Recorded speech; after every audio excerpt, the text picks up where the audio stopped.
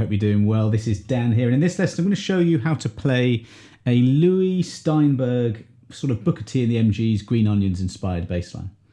And this is from my new book, which is just that really. It's like 100 bass lines that are in the style of R&B, soul and Motown players. And it's out now, so I'll put a link below if you want to check that out. But this lesson, very simple. I'm going to teach you the bass line that's from the book, and it's an extremely simple bass line. Then I'll show you how to embellish it. So it goes like this.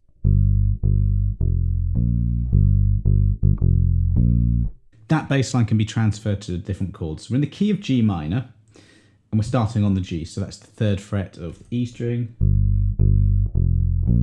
to 2 Gs, and go down to F on the 1st fret, and then B flat on the 1st fret of the A string. As far as same rhythm, but we've got swing quavers here, or 8th notes. So instead of like straights going 1 and 2 and 3 and 4, it's like dun dun dun dun dun dun dun, which is the traditional sort of blues feel. Even though, you know, this is a soul R&B book, a lot of those lines, especially sort of early stuff, did come from blues, and a lot of swing stuff happens there, swing 8ths. So make sure you know how to feel those. And once you have that, we can transfer the patterns to the different chords. We start off on G minor. I'm using my little finger for the notes on the 3rd fret. You can use your 3rd if you want. I just find it lessens the stretch if you do that. Do that again to make up 4 bars. Now just shift to the same pattern to the 3rd fret of the A string, which is C, so this is the C minor chord. Now we've got a root note, in this case C. A 2nd note we go to, which is 2 frets lower than that. That's a minor 7th. It's really handy to know the intervals. All bass lines are made up from notes that come from scales and chord tones and arpeggios. And if you know them, you can hear them better, and you will be able to work them out when you hear them in bass lines. And that note, E flat in this case, is the minor 3rd. So we've got a root, a minor 7th and a minor 3rd. Then we go back to the G minor. Same thing, there's a root, a minor 7th and a minor 3rd. I recommend that you learn that. Then we go shift up to the D, so I'm doing that on the 5th fret of the A string. There's only 1 bar, so you get to that point, then you shift down 2 frets, the C again, the C minor chord, and then finally we're back to the G again, G minor. Just at the end there's a little bit of a walk up. Now this book, one of the things I really wanted to teach in this book is the patterns that you get, especially with soul and Motown and the patterns that you got from blues. Really, this style, I did a book on funk, and that was a lot about technique and feeling the beat, 16th notes, a lot of that kind of stuff. With soul music, you tend to have far fewer articulations, hammer-ons and things like that, much more, well, soulful playing, you know, much more about the feel, and quite simple notes. But there are kind of a handful of patterns really that I teach in the book that you learn, and you can play this style really, really well. But then you notice that when you listen to a lot of rock music and music that came after, you know, the sort of 50s and 60s, a lot of the same patterns are used, which is great. You know, at the end there.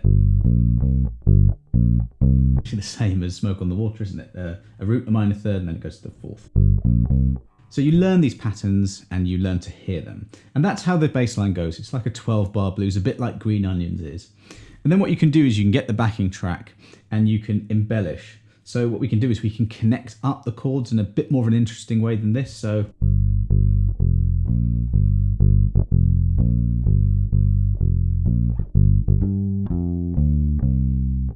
I tried to target that C in a different way.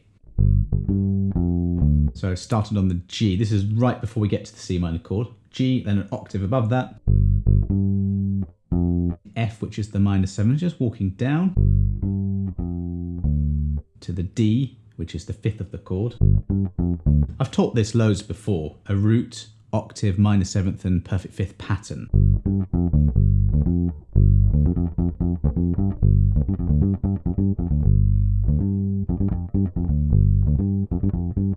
fits in loads of soul bass lines actually, and funk and rock, so that's a good thing. So I'm just walking down that. We're hitting that C minor. Now the overall key of this is G minor. So what it means is that you can use that scale to connect up the chords, but also to do some really fancy fills. Let's go to that C minor chord.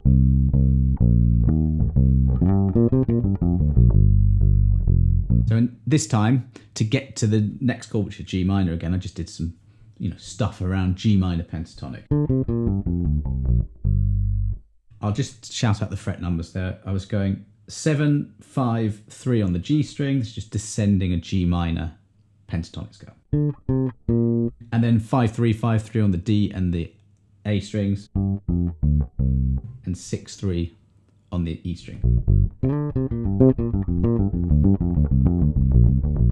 It's far too busy, but showing you that all the notes work and they fit and they sound good. Okay, so you can learn that. You can even go up the octave. I'm just doing G minor pentatonic, just starting at the 10th fret. And here's where you can add articulations, slides. A little bit of vibrato. Let's hammer on more vibrato. You can actually use the backing track. Not every one of the 100 bass lines from this book has a backing track, but there are a fair few. And you can do this kind of thing where you actually do a little bit of solo around it. But obviously I went for a Lewie Steinberg, very simple formulaic bass line that's a hook, but there's no reason why you can't embellish and add your own little things in. That's what I do actually in this book. And the other books that I write is try to give you as many of the tools I can. That's all scales and arpeggios are. They're like a code. It's the underlying sort of fundamentals of music, and you learn that and you're away. I'll put a link to the PDF and the backing track for you to have a go. And if you do want to check out the book and buy it, there's a link there. You can get it on Kindle, PDF and hardback. So everything's covered there. If you have any questions, let me know. I'm going to do another one from the book on my next video on Friday. I'll put a link to that when it comes up. So do subscribe to the channel to get notifications about when that video comes up. And I think I'll be doing a few more soul-based lessons before I move on to some other stuff. I think my next book's going to be a rock one, by the way. But thanks very much for watching. Have a great day. See you in the next video.